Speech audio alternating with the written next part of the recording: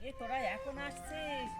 আমি সেই ভোর 6টায় বেরিয়েছি, মাছ ধরে আবার কপি কেটে দিচ্ছিলাম ওদের, ওরা দেখতে পেলাম আর নিয়ে গেল কপি কাটতে। দেখ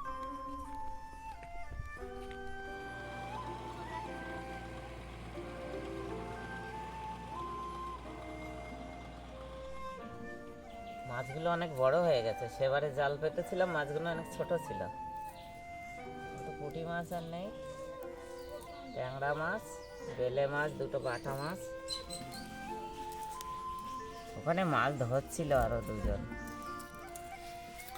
মনীষা তো যায়নি, অত সকালে ওর ভাই কাঁদছিল। ঠান্ডা আজকে, সকাল থেকে যা অন্ধকার হয়ে রয়েছে। মাছগুলো নুন হলুদ মাখিয়ে কেমন সাজিয়ে ফেললাম, দেখো খুব ভালো লাগছে। আহা,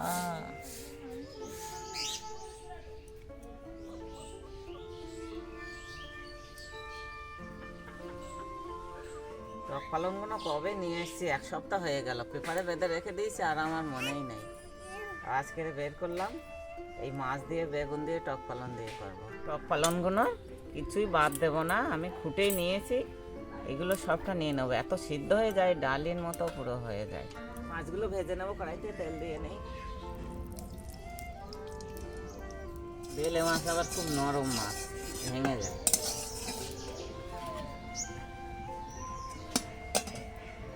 বেলে চলো তেলে,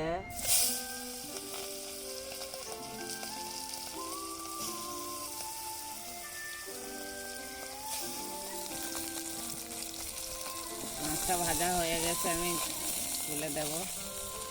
বাবা রে, মাছ কোত্থেকে নেই তো, জাল ফেলে ধরে নিয়ে আসছি। বাবা রে বাবা, আটা জানো যে জমাই খাবো। মশলা বেটে নেব, ধনে জিরে রসুন, এতে আদা দেব না, বেগুন, শুকনো লঙ্কা, পাকা লঙ্কা,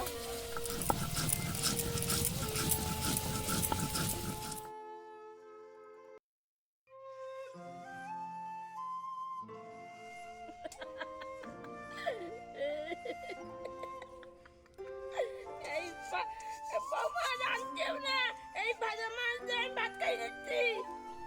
তো তুমি 2-1টা মাছ খেয়ে নাও না ওর থেকে নিয়ে। টক পালং মাঠ থেকে নিয়ে এসেছি, কেটে নিয়েছি, রান্না করতে হবে, তুমি টক পালং দিয়ে আবার খাবে।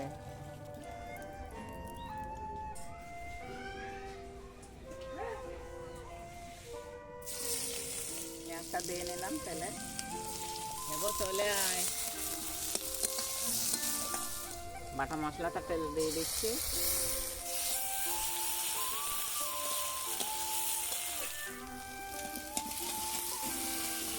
পেঁয়াজ দিয়েছি, বাটা মশলা দিয়েছি, বেগুনটা ঢেলে দিলাম, বেগুন আলু। কোন মাছটা খাবে? তাজা মাছ দেব না হেব।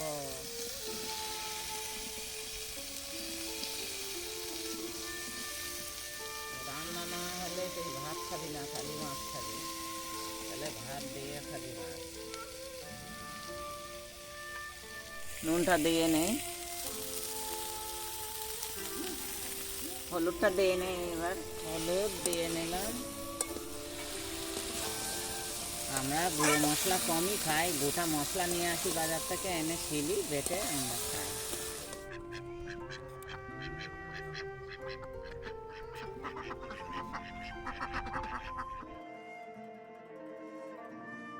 টক পালংটা এখন দেবো না, ওটা টক জিনিস। বেগুন আলুটা সিদ্ধ হয়ে গেলে তখন টক পালংটা দিয়ে দেবো। আর এই দেশি বেলে টেস্টটাই ভালো, রান্না হয়ে এসেছে, আমি জলটা দিয়ে দেবো তরকারিতে।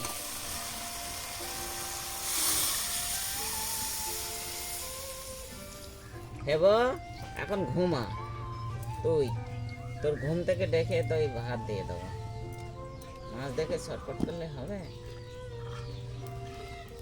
আলু বেগুনটা সিদ্ধ হওয়ার জন্য একটু ঢাকাটা দিয়ে দিই।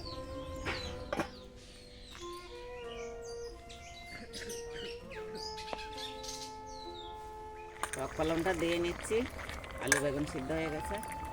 টক পালনটা একসঙ্গে দেয়নি কেন, এটা টক জিনিস তো, একসঙ্গে দিলে ওগুলো আবার সিদ্ধ হবে না, ওই জন্য পরে দিয়ে দিলাম। দেখো টক পালনটা দিতে দিতে কেমন একদম গলে গেছে, এক্ষুনি দিয়েছি টক পালন কেমন গলে গেছে। টক পালন এমনি। আমি মাছটা দিয়ে দেবো, মাছগুলো দিয়ে দিই।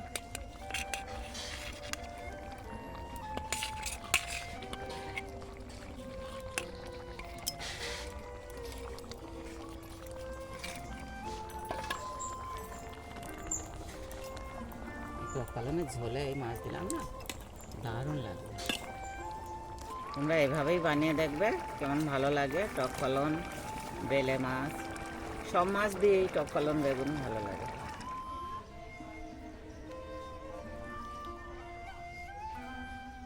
বেগুন টক পালন একটু ঝোল কমই রাখতে হয়। হয়ে গেছে, নামিয়ে দিচ্ছি। সকাল 6টায় জাল নিয়ে বেরিয়েছি, জাল দিয়ে মাছ ধরে নিয়ে এসেছি, জাল ফেলে বেলে মাছ। দেখো রান্না করেছি টক পালন বেগুন দিয়ে, কত সুন্দর হয়েছে, লোভনীয় হয়েছে। আর হেবোটা দেখে থাকতেই পারে না, ঝোল দিচ্ছে, ওরা এখনই দিতে হবে। দাও মজা করি খাই।